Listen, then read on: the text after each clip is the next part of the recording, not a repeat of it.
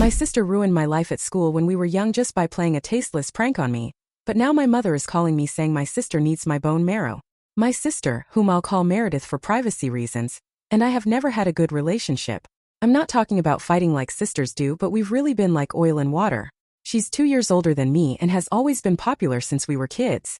Meredith has always been the type of girl who has lots of friends, is invited to all the parties, and is part of the popular group at school. On the other hand, while I have a good group of close friends, I've never had her level of popularity or been part of the social circles she frequents. I think that difference in our social experiences has been one of the reasons why Meredith has always found it fun to mess with me and play mean pranks on me. It's as if she constantly wants to reaffirm her superiority and show me that she has the power to make my life miserable if she so desires. I remember once when we were kids, I must have been in 3rd grade and Meredith in 5th. She and her friends decided to spread a rumor that I had lice. It was a total lie. My hygiene has always been impeccable, but that didn't stop the rumor from spreading like wildfire. Suddenly, everyone started avoiding me. No one wanted to sit with me at lunch or do group work with me. Even some teachers seemed to look at me with disgust. It was a horrible and humiliating experience that made me feel incredibly lonely and isolated. And all because Meredith thought it would be fun to ruin my reputation for some laughs. The problem is that her laughs lasted a few hours and my torture lasted a few weeks. I talked to my parents about it, but other than reprimanding Meredith, there wasn't much more they could do. The rumor had already spread. On another occasion, I think I was in 9th grade, Meredith convinced Liam, one of the most popular and attractive guys in school, to ask me out as a joke. I had had a crush on Liam for months, so when he approached me after class and asked me to be his date for the homecoming dance, I felt like I was on cloud 9. I spent weeks preparing, choosing the perfect dress, dreaming about that night. But when I arrived at the dance, Liam was there with another girl, laughing at me with his friends. I realized that it had all been a cruel prank orchestrated by my sister.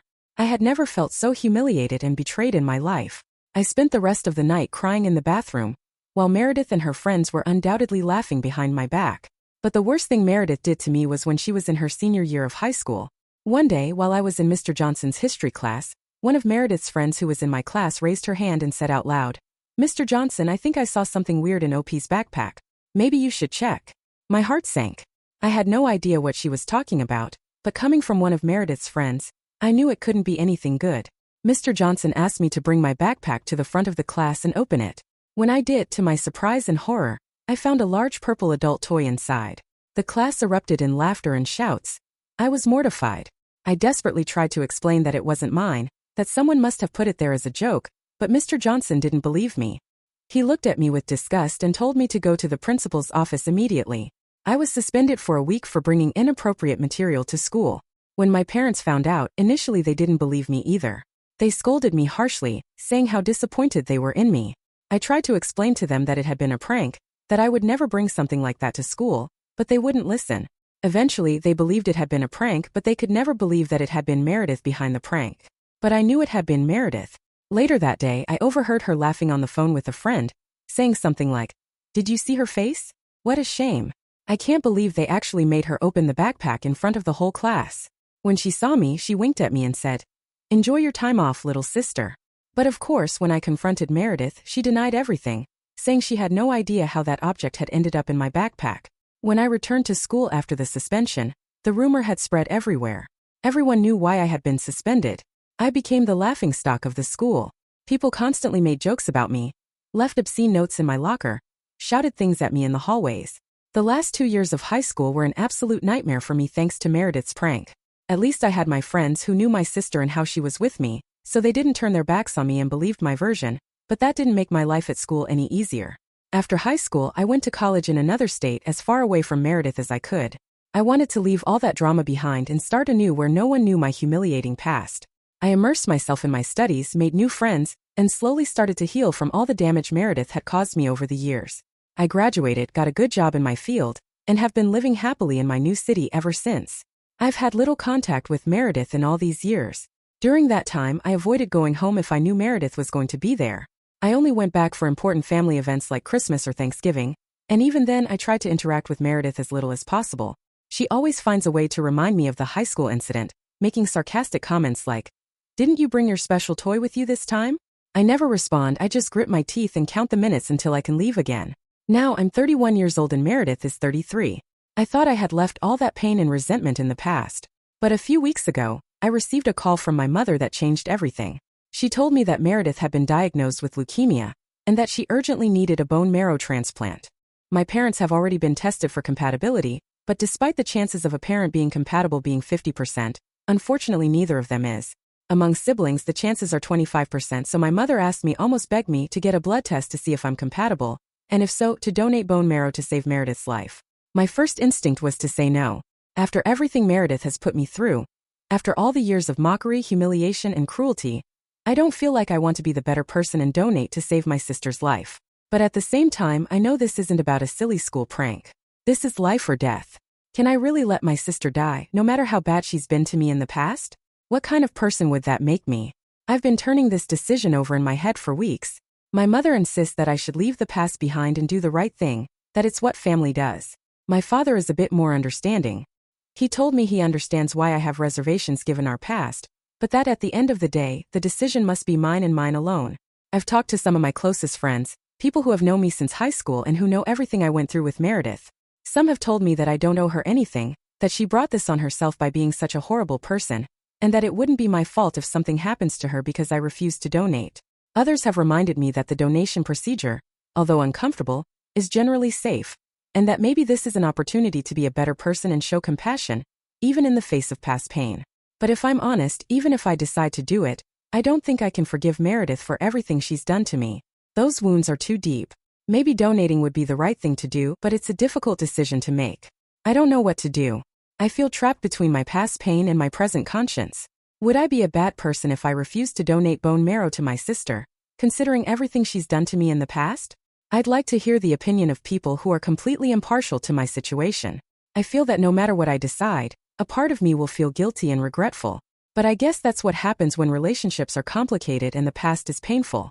There are no easy answers, only difficult choices. I'll be reading all the comments you make to hear different perspectives. Update 1. 2 days have passed since I posted my story here, and I want to thank everyone who has taken the time to read and comment, providing their perspectives and advice. It's been really helpful to have impartial opinions, rather than those of people closer to me who may not always be as objective as a stranger. First, I want to clarify a point that some have mentioned. My parents have never had a clear preference for Meredith. They've always treated us both equally, giving us the same love, attention, and support. I think the reason Meredith has acted the way she has is due to her popularity.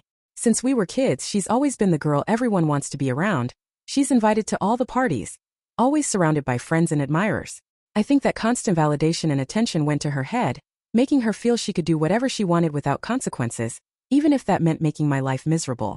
As for my decision, it's clear that opinions are quite divided on what I should do.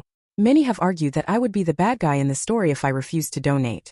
They point out that, regardless of our past, this is literally a matter of life and death. That letting her die when I have the power to save her would make me as bad as her, if not worse. That being a bone marrow donor is an act of kindness and generosity, and that by refusing, I would be allowing my resentment and past pain to overcome my basic humanity. On the other hand, there are also a good number of people saying that I don't owe Meredith anything, that after years of emotional abuse and humiliation at her hands, it would be perfectly understandable if I didn't want to undergo an invasive medical procedure for her benefit. Some have suggested that Meredith could look for other potential donors, such as through a bone marrow donor registry, and that it shouldn't be my responsibility to save her, especially considering how she has treated me. That donating should be a choice, not an obligation, and that I'm not a bad person for prioritizing my own mental and emotional well-being. I've been thinking a lot about this in the last few days, considering each argument, trying to listen to both my head and my heart. And I've come to a decision. I'm going to take the compatibility test, and if I'm a match, I'll go ahead with the donation. I'm not doing it because I've forgiven Meredith, or because I feel I owe it to her. Honestly, I don't know if I'll ever be able to fully forgive her for the pain she's caused me. But I'm doing it because I don't want to be like her. I don't want to be the kind of person who lets resentment and bitterness dictate my actions, especially when there's a life at stake. I want to be someone who chooses compassion, even in the most difficult circumstances. I know it won't be easy. Even the idea of the procedure makes me nervous. I've been researching the bone marrow donation process, and although it's generally considered safe, it's not a walk in the park. There will be discomfort and pain, especially in the days following the donation. But at the end of the day, it's a small price to pay for potentially saving a life, even if that life belongs to someone who has deeply hurt me. I'm also aware that this decision may not be well received by some and may be by others. It's impossible to please everyone. But at the end of the day, I have to do what I feel is right for me. Tomorrow I'm traveling to my hometown, and I'll take the compatibility test for donation. I'll update again when I know the results. Update 2. A few weeks have passed since my last update, and I wanted to share with you the latest developments. I traveled to my hometown to undergo compatibility tests to be a bone marrow donor for my sister Meredith. On one hand, I was nervous about everything, but I was also determined because I had already made the decision to help her, so it was a mix of feelings. The testing process itself was quite simple, just a blood test. After staying there for a few days, I returned home because the results usually take some time. Finally, yesterday I was informed that I was not compatible. Honestly, my first reaction was relief. A part of me felt relieved not to have the responsibility of Meredith's life in my hands. It's no longer a decision that depends on me, and that takes a great weight off my shoulders. The other part had already come to terms with the idea that I might be able to help her, which is a difficult feeling to explain. Having the possibility to help someone who has been bad to me is a strange sensation. My parents, meanwhile, have been searching for a donor since before I was given the result, in case I wasn't compatible. They've been contacting distant relatives, second and third cousins we barely know, hoping to find someone compatible. The odds are lower than with a sibling, they tell me, but still higher than with a complete stranger. There are already some family members taking the tests and hoping to be compatible to donate. On the other hand, during my stay, I visited Meredith in the hospital. It was strange to see her like that, pale and weak in a hospital bed. It was an image very far from the Meredith I remembered from my youth. She thanked me for taking the test, for being willing to donate. This was before we got the results, when we were both still hoping I might be compatible. She told me how sorry she was for how she had treated me over the years, that she couldn't believe that after everything she had put me through, I was willing to make this sacrifice for her. It was a surreal moment. The Meredith I knew would never have apologized, would never have admitted to a mistake. But I guess facing your own mortality can change a person, or at least make them say something they wouldn't have said before. Anyway, I told her then what I've been telling all of you, that although I was willing to donate, it didn't mean everything was forgiven, that I was doing it because it was the right thing to do, because I didn't want to live with the guilt of not having tried. But those wounds, that pain, were still there. In part, I didn't just do it for her, but to not live with that feeling of guilt. She seemed to understand. She nodded with tears in her eyes and thanked me again. It was a bit uncomfortable, but I didn't want to lie to her either. When I left that day, I wished her a speedy recovery. I told her that if I turned out to be compatible, I guess we'd see each other again soon. That didn't end up happening, and I don't think I'll travel to see her again, but I really hope she finds a donor. Maybe a second chance at life will make her change as a person, or maybe not, only time will tell.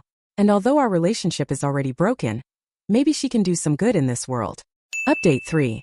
Some time has passed since my last update, and I wanted to share with you the latest developments in the search for a compatible donor for my sister. As I mentioned in my previous post, after my compatibility results came back negative, my parents began exhaustively searching among our extended family for a possible donor. They've been calling uncles, cousins, even relatives we've barely had contact with over the years. And then a few days ago, they received the news they had been waiting for. They had found a compatible donor. The donor is our cousin, the son of my father's brother. To be honest, I barely know this cousin. He's a few years older than Meredith and me, and lived on the other side of the country, so we rarely saw him at family gatherings or events. My memories of him are fragmentary at best.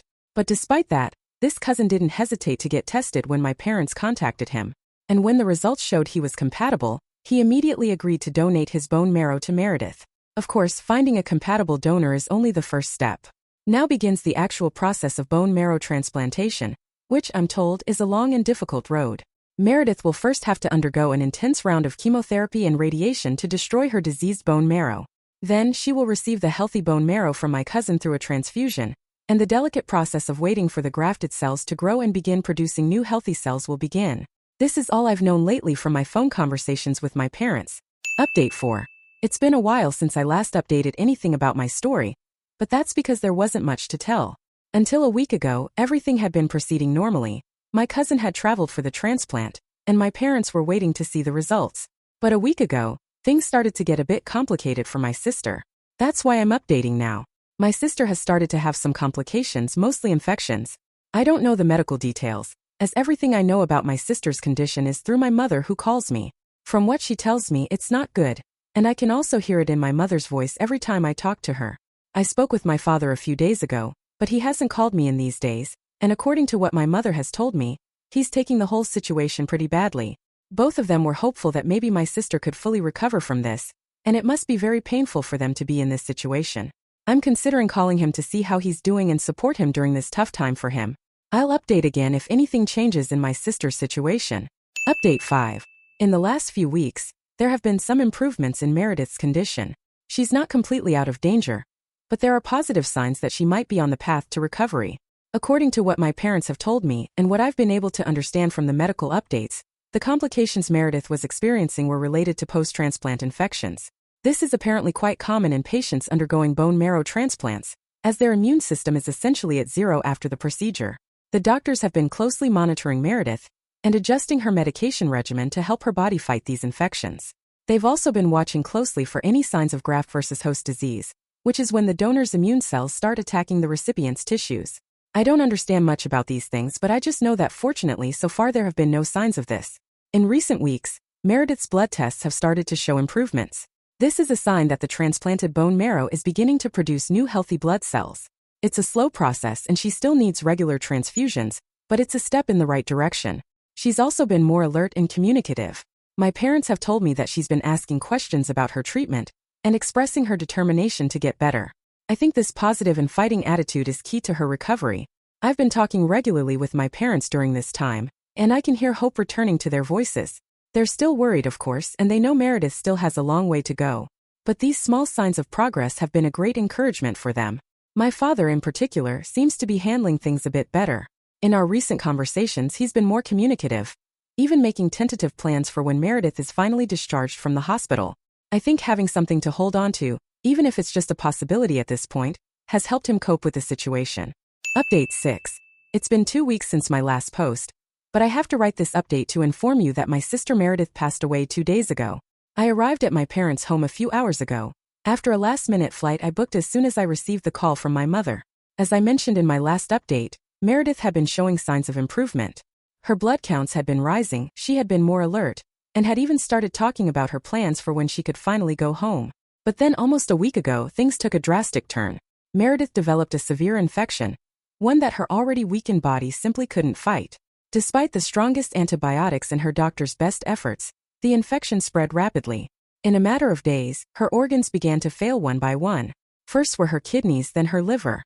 Finally, her heart simply couldn't withstand the stress. My parents are inconsolable. They had put so much hope in the bone marrow transplant, and for a while it seemed like it had worked. My mother alternates between sobbing uncontrollably and sitting silently staring into space. My father is unrecognizable, a shadow of what my father usually is. It's clear that he's suffering a lot inside, although he tries not to show it too much. They have repeatedly expressed their gratitude for my presence, saying they don't know how they could get through all of this without me. They've also told me that they would have understood if I hadn't wanted to be there. Meredith and I had a complicated relationship to say the least, but I think I needed to be there for my parents at this time, even though I hadn't made peace with my sister. The funeral will be tomorrow. It will be small, just family and close friends. To those of you who have shared your own stories of loss and grief, my sincerest condolences. To those who have offered words of encouragement and comfort, my deepest gratitude. I don't think there will be any more updates after this, as I don't think there's anything else to update. My story comes to an end with the end of my sister's life, so I think this will be the last you'll hear from me. I may continue to answer questions you ask in the comments, but I'll probably read them after I return home in a couple of days.